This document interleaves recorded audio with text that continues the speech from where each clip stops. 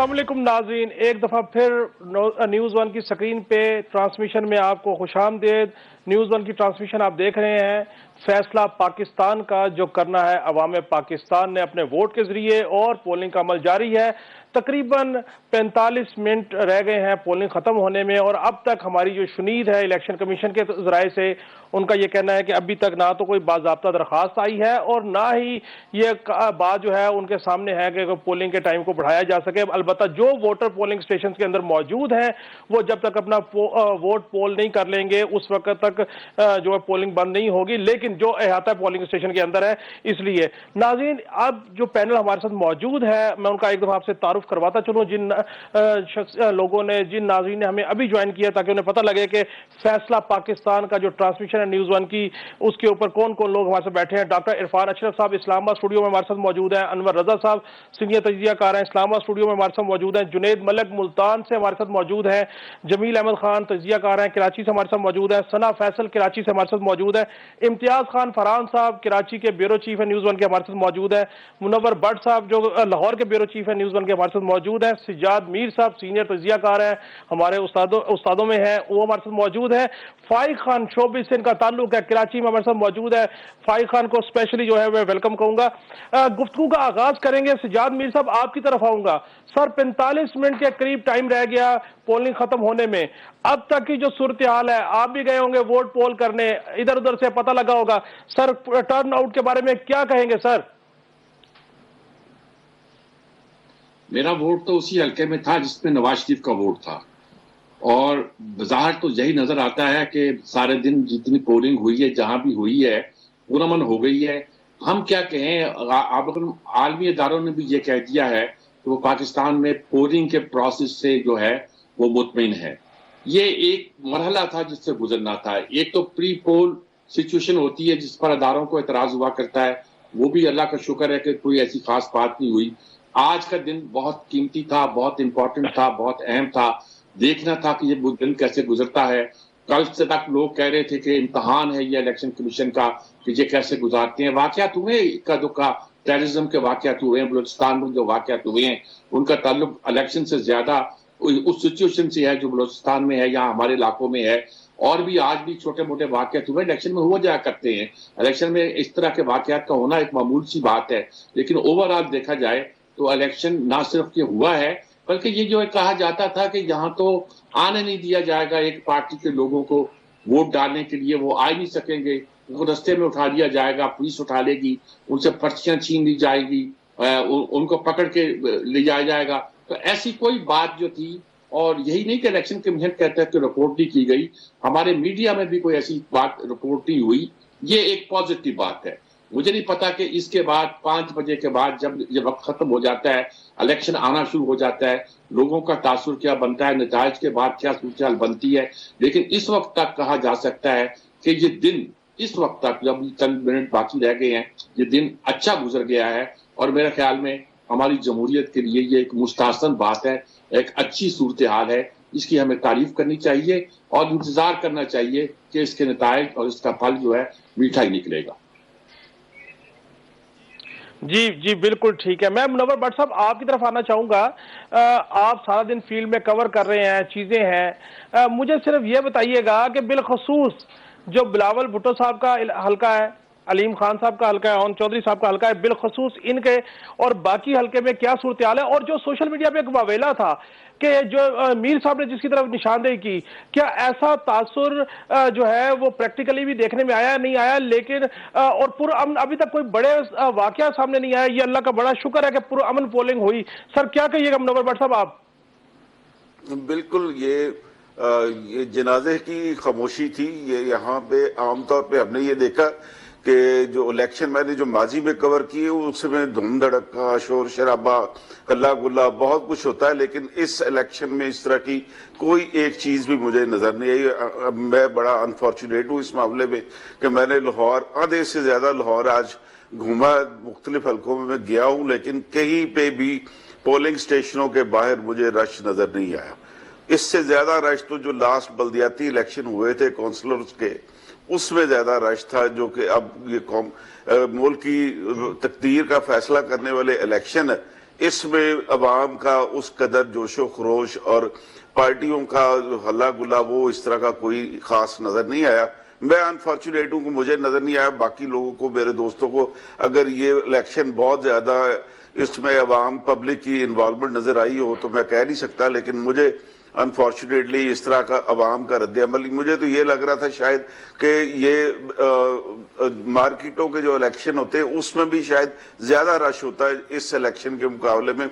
और दूसरा एक जो चीज मुझे अपने मुशाहिदे में मेरे आई, बहुत से लोगों से मिला, वोटर्स का, एक ही फैमिली के लोग हैं, किसी का वोट एक जगह पे और दूसरे फैमिली मेंबर का वोट को बहुत दूर दराज के इलाके में फेंक दिया गया। ये एक चीज मुझे मेरे नोटिस में आई। तीसरी चीज, आज का इलेक्शन जो मुझे कम से कम जो लग रहा था वो तो सिर्फ NA 127 का इलेक्शन है, बाकी तो कहीं पे इलेक्शन नहीं है।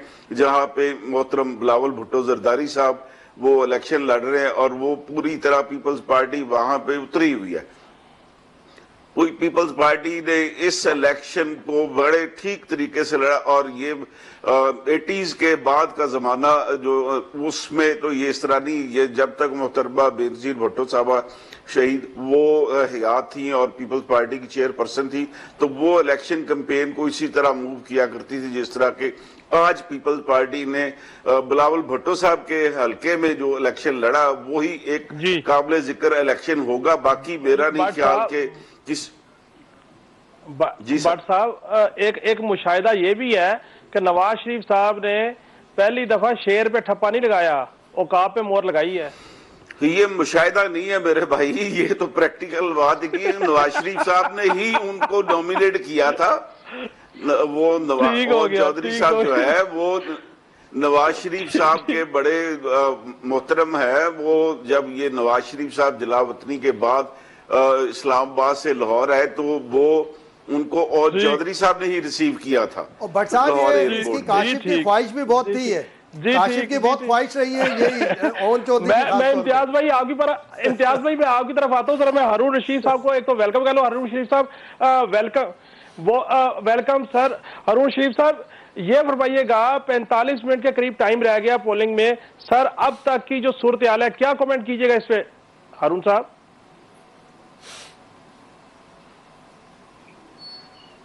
हारून साहब आपको मेरी आवाज आ रही है सर? चले शायद हारून साहब आपको मेरी आवाज आ रही है सर? हारून शरीफ साहब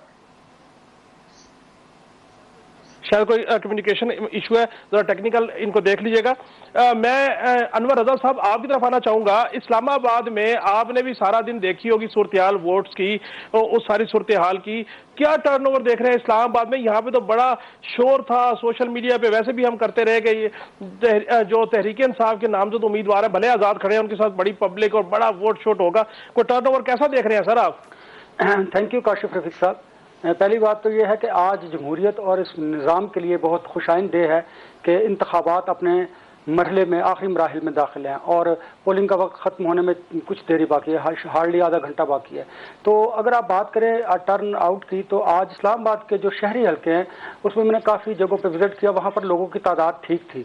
और उसमें काशिफ साहब एक बड़ी बुनियादी बात है कि एक सियासी जमात पाकिस्तान तहरीक इंसाफ जो कहा करती थी कि हमें वोट पोल नहीं करने दिया जाएगा, अब ये इल्ज़ाम और ये बयानिया दम तोड़ गया है।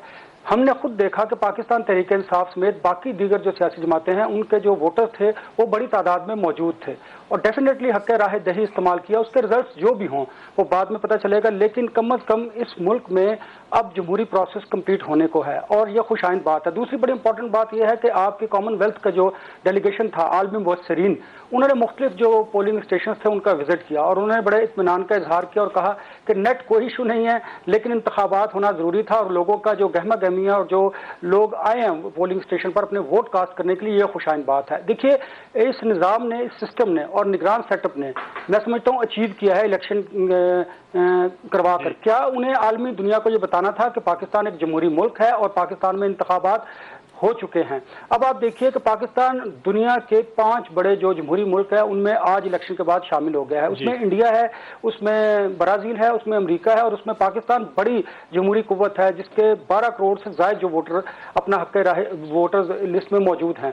अब आपने देखना यह है कि कितने लोगों ने वोट कास्ट किया। टर्न आउट ज्यादा हुआ तो उसके नताइज भी उसी तरह होंगे और मेरे ख्याल में टर्न आउट ज्यादा ही होगा। उसकी वजह यह है कि शहरी इलाकों में मैंने तो देखा, दही इलाकों में कुछ शिकायत थी और उसकी बुनियादी वजह यह थी कि कई जगहों पर तो अमला नहीं था और वहां पर जो सपोर्टिंग स्टाफ था वो भी नहीं था और वहां पर बैलेट प्रिंटिंग जो मटेरियल था वो भी नहीं पहुंचा था। मरी के इलाके में ऐसा हुआ, मुख्तलिफ जगहों पर। लेकिन काशिफ ये छोटी छोटी शिकायत अपनी जगह पर।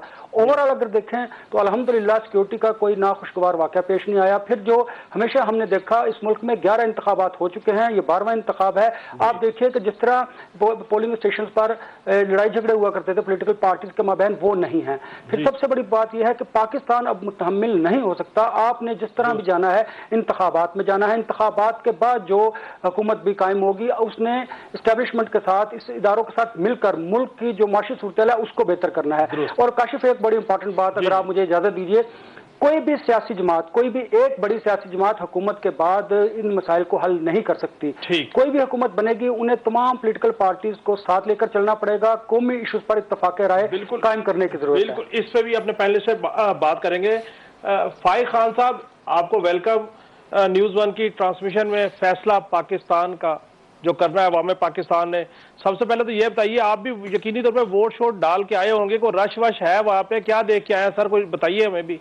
और वोट के साथ साथ काशिफ, फाइक खान साहब ने एक एज लाइव भी रिकॉर्ड करवाया है न्यूज़ 1 के लिए, जो ऑन एयर हुआ है, सबने देखा। ये बताइए जी, ये कैसा तजर्बा रहा आपका? मेरा तजुर्बा बहुत अच्छा रहा। एक्चुअली मैं गुलिस्तान जौहर में रहता हूँ और ब्लॉक 7 है, उसमें 236 यानी 236 में एक स्कूल है जहाँ पे ये वोटिंग का मरहला जारी था। और जो मैंने वहाँ पे विटनेस किया वो देखा कि टर्न आउट बहुत अच्छा है। वैसे तो फाफिन रिपोर्ट करता है, लेकिन फाफिन कब रिपोर्ट करेगा वो एक अलग पराए में गुफ्तगू चली जाएगी।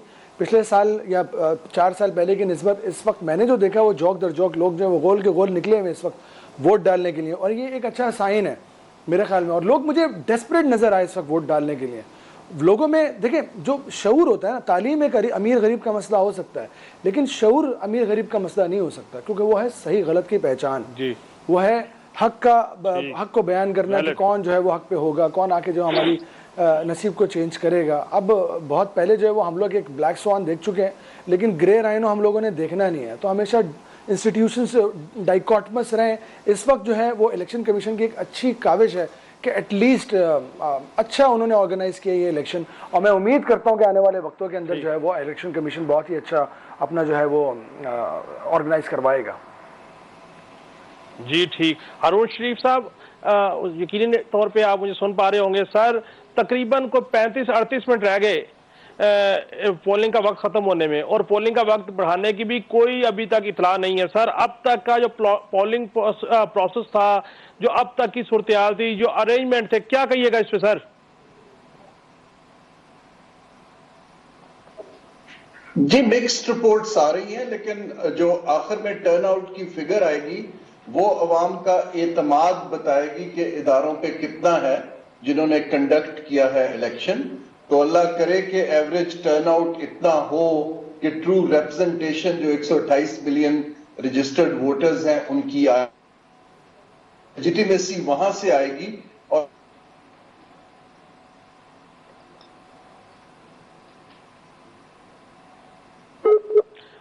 जी जी जी, शायद को टेक्निकल इशू आ गया। जमील अहमद साहब, आप हमारे साथ काफी देर से हैं। अब तो तकरीबन 35-38 मिनट रह गए पोलिंग का वक्त खत्म होने में। सर क्या इतलात आ रही है? हमने बीच में 1 घंटे की ब्रेक भी ली है, क्या इतलात आ रही है सर? पोलिंग प्रोसेस सही चल रहा है? किसी किस्म को इशू कराची में बिलखसूस, क्या कहिएगा सर? जी हाँ, मिला जुला सा रुझान कुछ नजर आ रहा है। अगर आप मवाजना करें 2018 के इलेक्शन से या उससे पहले के इलेक्शनों से, तो टर्न आउट में फर्क तो है। अगर बाकी हमारे तमाम जो पैनलिस्ट हैं उन्होंने ऑब्जर्व किया होगा, जो मैं चक्कर लगा के आया हूँ डिफेंस के एरिए में और इसके मुल्का एरिए में, तो वो ऐसे ही है। और सबसे बड़ी बात यह है कि बाकी जो ये 37 मिनट के करीब या 37 जो भी रह गया टाइम, इसमें लोगों की दिलों की धड़कन इतनी तेज नहीं होती देखी जा रही है जिनसे मुलाकात हुई या जो अभी बातचीत हो रही है जिनसे। जितनी कि पहले 2013 या 2018 में इलेक्शन खत्म होने से पहले दिलों की धड़कनें तेज हो जाती थी, लोगों में इश्तियाक होता था, बहुत क्यूरियोसिटी होती थी। शायद ये वजह है कि लोगों को अंदाजा है कि, बल्कि हम तो 1.5-2 महीने से टीवी चैनल्स पे यही कहते रहे हैं कि ये इस वक्त नवाज शरीफ या पाकिस्तान मुस्लिम लीग नून ही हुकूमत बनाएगी, तो उसकी वजह से शायद दिलों की धड़कन इस वक्त कम है या तजब। मतलब आपके लफ्ज़ को कबूलियत मिल रही है। बात जी, सबसे जो अहम बात इसकी है कि इलेक्शन के चंद दिन पहले, 4-5 दिन पहले मुतहर्रिक हुए लोग ज्यादा, और ये अच्छी और खुशआइन बात है कि मुतहर्रिक हुए। लेकिन जो इलेक्शन के दिन जिस तरह बात हो रही थी कि शायद वो कोई तजब था, कोई और वजह थी, कि वो धूम धड़का नजर नहीं आया। रहा सवाल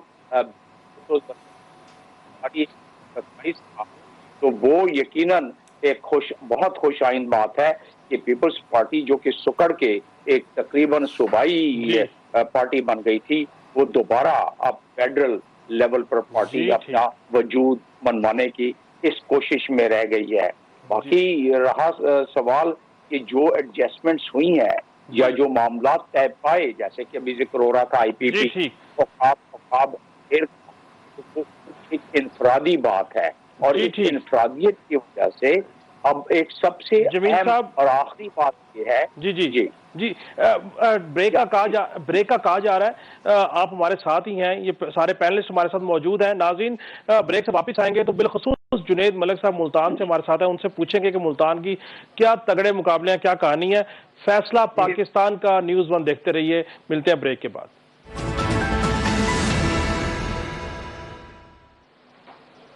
वेलकम बैक नाज़रीन न्यूज़ 1 की ट्रांसमिशन फैसला पाकिस्तान का आप देख रहे हैं। हमारे साथ भरपूर एक पैनल मौजूद है जो अपने तज़किये से आपको आगाह कर रहा है।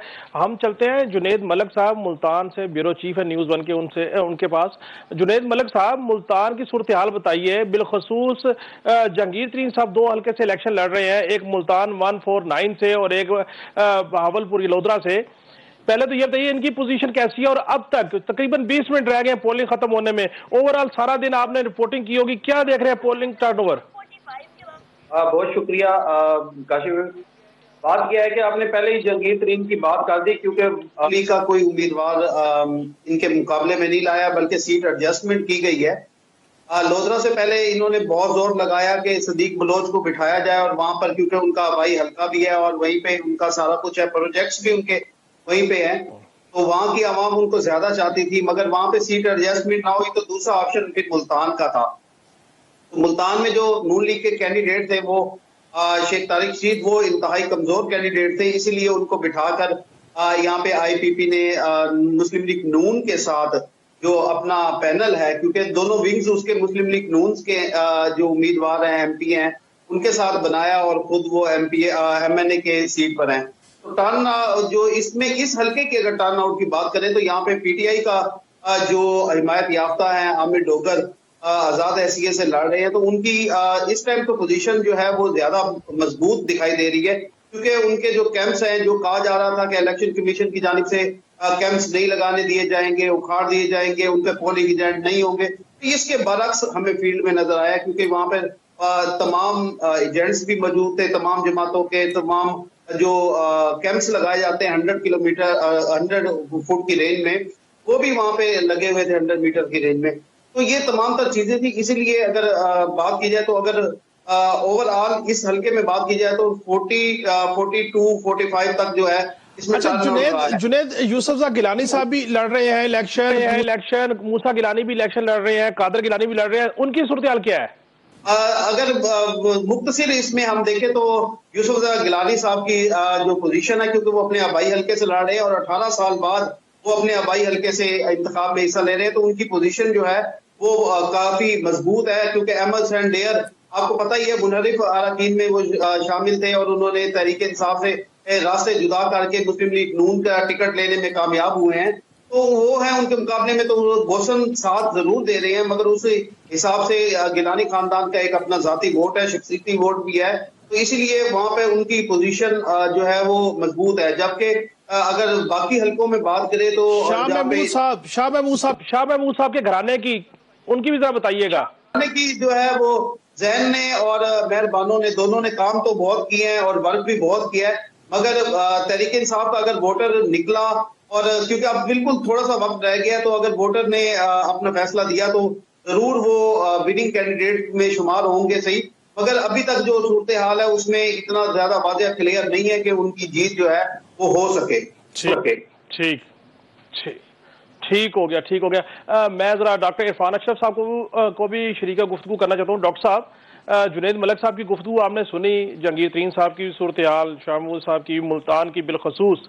सर क्या कहिएगा, 20 मिनट रह गए, तकरीबन 15 मिनट अब तो रह गए पोलिंग खत्म होने में, क्या कहिएगा सर? जी देखें, जहांगीर तरीन साहब के हल्के उनकी अपनी ऑब्जर्वेशन है, मे बी के ज़ाहिर जो सूरत हाल है ग्राउंड पे वो इस तरह की हो, लेकिन जो मैं फॉलो अप ले रहा हूँ बहुत सी चीज़ों का, तो मुझे ये लग रहा है कि जहांगीर तरीन साहब वो सीट निकाल पाएंगे, जीत जाएंगे वो दोनों सीटें। जी मेरे अंडरस्टैंडिंग इसी तरह की है। बहरहाल देखते हैं इस पे आगे चल के क्या आता है। अलबत्ता जो एक चीज़ इंपॉर्टेंट है जो मैं आपसे शेयर करना चाहता हूँ कि अब जो आज सारा दिन ज़ाहिर टर्नआउट जो भी है वो भी सबके सामने है, वोट पड़ा है, जो पीटीआई के हमायत याफ्ता जो कैंडिडेट्स थे उनको कहीं ना कहीं इस तरह उन्हें लग रहा है कि शायद उनकी पोजीशन कमज़ोर है और वो बहुत ज़्यादा तादाद में सीटें नहीं जीत पा रहे। तो ये इस तरह की कुछ चीज़ें सामने आ रही हैं कि इलेक्शन के नताइज आने के फौरी बाद वो किसी तरह की हंगामा आराई और जिस तरह का एक कल्चर अनफॉर्चुनेटली पिछले चंद अरसे में महीनों में हमने देखा, तो वो उस तर्ज की कोई चीज़ बहरहाल मैं समझता हूँ कि वो प्लान कर रहे हैं। इस पे बड़ी गहरी नज़र रखनी होगी हमारे सिक्योरिटी के इदारों को भी, गवर्नमेंट को भी, ताकि जो पीसफुली, क्योंकि अभी थोड़ी देर पहले सरद चीमा की अपनी वीडियो है, वो कह रही है कि जी बड़ा पुरअमन पोलिंग है, कोई प्रॉब्लम नहीं है, लोग निकले हैं, उनके लोगों को किसी ने रोका नहीं है, कोई इस तरह की चीज़ नहीं हुई। जैसे इन्होंने भी कहा कि वहाँ जो जहांगीर तरीन के हल्के में भी जो पीटीआई के हमायत याफ्ता कैंडिडेट है उनके तमाम उनका कैंप्स भी लगे हुए हैं, कैंपेन भी है, वोटर्स भी आ रहे हैं। तो ये सब चीज़ें होने के बावजूद, लेकिन अब क्योंकि अगर वोट उनको नहीं पड़ा, क्योंकि बहुत से पीटीआई के लोग ये समझते हैं कि अगर हमने आज़ाद उम्मीदवारों को वोट दे भी दिया तो ये कल हमारे साथ होंगे नहीं, तो लिहाजा वो वोट उनको नहीं पड़ रहा, और बहुत सारे लोग नहीं जा रहे, या बहुत से ऐसे लोग हैं जो दूसरी पार्टीज को वोट दे चुके हैं। तो अब इस सारी सूरत हाल से मायूस होके चंद जो सारी पीटीआई या सारे पीटीआई के वर्कर्स नहीं, लेकिन चंद एक लोग जो इस तरह की रवश जिन्होंने 9 मई में दिखाई, जो उससे पहले भी करते रहे, वो इस किस्म की कोई एक्टिविटी प्लान कर रहे हैं। इस पे बहरहाल मैं आपके तवसत से, स्क्रीन के तवसत से सबको कहूंगा कि इसके ऊपर नजर रखें, क्योंकि अब जब पूरा दिन इतना पीसफुली एक चीज हुई है, कोई इसके ऊपर कतखन नहीं है, वोटर पे निकले हैं, सब चीजें फ्री एंड फेयर हुई हैं, इंटरनेशनल इदारों ने भी इसकी तस्दीक की है। तो अब इलेक्शन के नताइज आने के बाद किसी को इजाजत नहीं होनी चाहिए कि वो हंगामा राई करे और फिर से एक मुल्क में अदम इस्तेकाम की तरफ चीजें लेके जाए। जी ठीक। सना, आपकी तरफ आऊंगा। आपने कराची के बहुत सारे हलके जो है कवर किए, एक हलका है शायद वो डिफेंस का हलका है, अगर मैं गलत हूं तो तस्दीक कीजिएगा, डॉक्टर रमेश कुमार भी वहां से इलेक्शन लड़ रहे हैं। तो मुझे ये बताइए कि वैसे तो अमूमी तौर पे कराची में कभी भी इलेक्शन बड़े पीसफुल नहीं हुए, आज तो ऐसा हमें कोई इंसिडेंट अल्हम्दुलिल्लाह सुनने को, देखने को नहीं मिला, इस पे भी कमेंट कीजिए। और डॉक्टर रमेश कुमार साहब वाले हलके में के ऊपर अगर आपकी नजर है तो उसमें भी जरा हमें ओवरव्यू दीजिएगा। अच्छा, मैं आपको ये बताना चाहूँगी काशिफ कि हमने हल्का कवर किया था, हल्का NA 229, और ये रज़ाकाबाद, गुलशन हदीद, स्टील टाउन का हल्का है। और यहाँ पर अभी ये देखा आपसे थोड़ी देर पहले खबर आई कि वहाँ पर जो है वो काफ़ी जो है वो लड़ाई झगड़े हुए, ख़वातीन वोटर्स की तादाद बहुत ज़्यादा थी। और उमूमी तौर पर हम यही देख रहे हैं कि ना सिर्फ कराची बल्कि लाहौर और पूरे मुल्क से यही शिकायत आ रही है कि वोटर्स की तादाद जो है वो अब बढ़ती जा रही है और टाइम चूँकि कम रह गया। और अभी ये इत्ला आई है, अगर आप उसकी शायद तस्दीक कर दें कि मैं सही कह रही हूँ कि गलत, कि कुछ जगहों पर वोटिंग का टाइम भी जो है वो बढ़ा दिया गया है। 2 पोलिंग स्टेशन है वो। जी सही है। तो यहाँ से भी अच्छा एक और हल्का है, हल्का NA 238, वहाँ पर भी ये कहा जा रहा है कि अमला मौजूद नहीं है और लोग वोट देना चाहते हैं, लंबी कतारें वहाँ पर मौजूद हैं, लेकिन जो है वो वोट कास्ट नहीं कर पा रहे। ठीक ठीक ठीक ठीक है। अच्छा, एक और हल्के का जिक्र करूंगी, NA-233। हमने जब ये हल्का कवर किया तो वहां से जावेद हनीफ साहब थे, और जब हमने उनसे पूछा कि आपको क्या लग रहा है कि किस तरह का टर्नआउट रहेगा, कैसा टर्नओवर रहेगा, तो उनका ये कहना था कि जी हम क्लीन स्वीप करेंगे, यहाँ से हम ही जीतेंगे। और मज़े की बात आपको ये बताऊं कि जब वहाँ की आवाम से हमारी बात हुई तो वहाँ पहले भी मुत्तहिदा ही जीतती रही है, और वहाँ मसले मसाइल बहुत ज़्यादा थे, लेकिन उसके बावजूद वो MQM को ही सपोर्ट करते हैं। जी ठीक हो गया। इम्तियाज खान फरहान साहब, आपने सना की गुफ्तगू भी सुनी, बाकी दीगर लोगों की भी गुफ्तगू सुनी, तो मुझे सिर्फ ये बताइएगा कि कराची में अब तक सूरत-ए-हाल पुरअमन है, तकरीबन 10 मिनट लगा ले, 15 मिनट लगा के रह गए हैं पोलिंग का वक्त खत्म होने में। अमूमी तौर पर कराची में इस तरह पीसफुल इलेक्शन हुआ नहीं करता। ये अल्लाह का बड़ा शुक्र है कि ये ऐसा इलेक्शन है कि कहीं से कोई भी बुरी खबर नहीं सुनने को मिली, इसमें हमें अल्लाह का शुक्र अदा करना चाहिए। क्या कमेंट करेंगे इम्तियाज साहब? चले, आपने अल्लाह का शुक्र कह दिया, वरना तो मैं कहता था नजर लगा रहे हैं आप, ये तो बहुत अच्छा हो गया, बड़ा कमाल हो गया। ये एक अल्हम्दुलिल्लाह तरीके से वाकई ये क्रेडिट इलेक्शन हो गए और पीसफुल हो गए। बिल्कुल। और काशिफ देखें, हमें जो है, मैं समझता हूँ कि हमें क्रेडिट देना चाहिए कि आज चीफ जस्टिस फाइज ईसा ने वाकई पत्थर पे लकीर डाल दी और इंतखाबात करवाए, और मैं समझता हूँ कि रिजल्ट कुछ भी आए, लेकिन चीफ जस्टिस फाइज ईसा, हमारे इलेक्शन कमीशन, हमारे निगरान हुकूमत, हमारी लॉ इन्फोर्सिंग एजेंसीज जीत चुकी है। उनका रिजल्ट आ गया कि उन्होंने जो खूनी इलेक्शन होंगे, बड़ी दमादम हो जाएगा, बड़ी मारपीट होगी, निकलने नहीं देंगे, मार देंगे, उछाल देंगे, वो सारी चीज़ें ख़त्म हो गई। अभी चंद मिनट बाकी हैं, ये इनका रिजल्ट आ गया। ये हमारे सारे के सारे ना सिर्फ मुल्की सतह पर, इंटरनेशनल लेवल पर भी आज उन्हें तमाम जो ऑब्जर्वर्स हैं उन्होंने ओके की चिट दे दी। अब ब्रिगेडियर हारिस नवाज जो आप परसेंटेज की बात कर रहे थे, उनके मुताबिक अबव 50% होंगे। ये 51 भी उन्होंने कहा था होंगे। जब हम उन्हें कवर कर रहे थे, वो वोट डालने के लिए आए थे, तो उन्होंने ये सारी चीज़ें अपनी वो की थी। और देखें, अमूमन तो ये बात भी कर रही जा रही है, जो 2018 का तजर्बा है कि इलेक्शन तो 5 बजे के बाद होता है, जो 2018 में 5 बजे के बाद ही इलेक्शन शुरू हुआ था। तो लेकिन ये हमारा पीसफुल गया है, अल्लाह खैर करेगा। और बिलावल साहब ने इंटरनेट के वाले से बात की है, बिलावल साहब तो मुतमईन है ना? हाँ, मैं ये कह रहा हूँ। देखिए, ये एक बात आई थिंक कैप्टन जमील साहब ने भी ये बात की थी, हमारे भाईजान ने, के और बिलावल ने कम से कम ये किया है कि पीपल्स पार्टी भी कामयाब हो गई। मैं समझता हूँ कि बिलावल ने बीबी के बाद, बिलावल भुट्टो ने पाकिस्तान पीपल्स पार्टी को पूरे पाकिस्तान में, गिलगित बल्तिस्तान समेत पूरे पाकिस्तान में फिर से खड़ा कर दिया। 127 का रिजल्ट कुछ भी आता हो, लेकिन उसने वहां पर एंट्री डाल दी।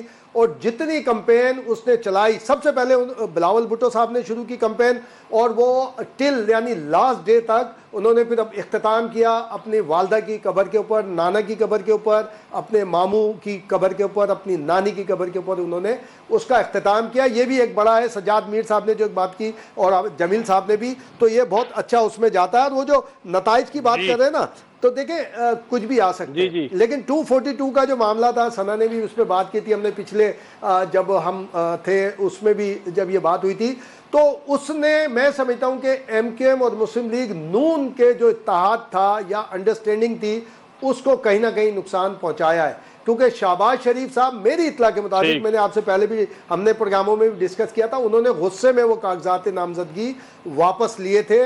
वो बखुशी नहीं लिए, बरज़ा नहीं लिए। तो मैं ये समझता हूं कि नून का वोट भी, जो फहीम सिद्दीकी कह रहे थे हमारे पिछले प्रोग्राम पे, नून का वोट भी मैं समझता हूं नून के कैंडिडेट को नहीं पड़ेगा, उसके अगेंस्ट मैं समझता हूं कि कादिर जो मंदोखेल है उसको पड़ेगा। मुझे थोड़ा मुस्तफा कमाल साहब थोड़ा मुझे मशकूक से नजर आ रहे हैं वहां पर। जी ठीक। फाइक खान साहब, ये बताइए कि शोबिस के जो अहबाब हैं, जो आपके कॉलीग्स हैं, उन्होंने तो भरपूर तरीके से यकीनन वोट कास्ट किया होगा, आपके आपस में तो कम्युनिकेशन होती होगी। और दूसरा ये है कि इस इलेक्शन को बाकी जो इससे पहले वाले इलेक्शन उससे कैसे मुख्तलिफ देखते हैं? सर, मैं इस तरह से मुख्तलिफ देखता हूँ कि कौम की ना एक सियासी शऊर तो एक अलग चीज़ है, लेकिन एक सियासी तरबियत भी होना शुरू हो गई है। अभी जो कुछ पिछले 2 साल के अंदर हुआ है, उसके बाद इतने मुबाहिसे, जगह जगह हम बैठते थे, कोई किसी की साइड ले रहा तो किसी की साइड ले रहा होता तो यूँ समझे कि हाथापाई की नौबत आ जाती थी। आप यकीन करें कि लोग जो है ना, इस वक्त शऊरी गुफ्तगू से ज़्यादा अजीब व गरीब किस्म की गुफ्तगू करते हैं जिसके अंदर ना सर होता है, ना पैर होता है, ना एक्सेलेंस होती है। अब मैं आपको एक बड़े मज़े का किस्सा सुनाता हूँ, प्लीज़ गौर से सुनिएगा। मेरी एक बंदे के साथ गुफ्तगू हो रही थी और उसी के बिहाफ पे मेरा जो ना माइंड चेंज हुआ, मुझे शऊर आया। मेरी देखिए इस वक्त जो कॉन्स्टिट्यूंसी पॉलिटिक्स है ना, सारी मैं बात करूँगा उसकी तरफ। मिसाल के तौर पर अगर मेरे हल्के में किसी ने काम किया है, किसी ने परफॉर्म किया है, तो वो मेरे लिए एक्टर नहीं है जो सिर्फ और सिर्फ नारे मारता है या भाषण देता है और उसके बाद करता वर्ता कुछ नहीं है। अगर मेरे हल्के में उस शख्स ने काम किया है जिसके मैं एंटी हूं, या मैं वो जिस पार्टी से बिलोंग करता है मैं उस पार्टी को नहीं चाहता, नहीं पसंद करता, लेकिन फिर भी चूंकि उसने मेरे हल्के में काम किया और वो नजर आता है, तो मैंने उसकी परफॉर्मेंस के ऊपर उसको वोट डाला है। आज मैंने अपने आप की नहीं सुनी, आज मैंने उसकी परफॉर्मेंस देखी और उसको वोट डाला है। ये शऊर बड़ा जरूरी है जो कि आवाम के अंदर होना चाहिए। जी ठीक, जी ठीक, जी ठीक। सजाद मीर साहब, जिस तरफ फाइक खान साहब ने इशारा किया शऊर की तरफ, क्या पॉलिटिकल ग्रूमिंग हमारी हो गई है? इस्तदलाल आ गया हमारे साथ। शऊर तो देखिए इस्तदलाल लेके आता है, इंतहा पे तो नहीं होता। सर क्या कहिएगा? देखिए शऊर इस्तदलाल के साथ आता है, जज्बात के साथ नहीं आता। कभी कभी ये होता है कि किसी एक तबके में या किसी एक कौम में या किसी एक कौमियतों में, किसी सूबे में अगर जज्बात बहुत बढ़ जाएं और वो अपनी एक्सट्रीम पर पहुंच जाए, जैसे मशरकी पाकिस्तान में पहुंचे थे, हम उसे सियासी शऊर कह देते हैं। सियासी शऊर से ज्यादा एक सियासी तौर पर एक जज्बातियत वक्त है, कभी हम सियासी शऊर का नाम दे दिया करते हैं। मैं ये तो नहीं कहता कि इस वक्त एक सियासी जज्बातियत हमारे यहाँ पैदा हुई है, या ये भी नहीं कहता कि हमारे यहाँ कुछ सियासी शऊर की कमी है या ज्यादती है। ये बात यकीनी तौर पर है कि हम एक स्टेप आगे बढ़े हैं।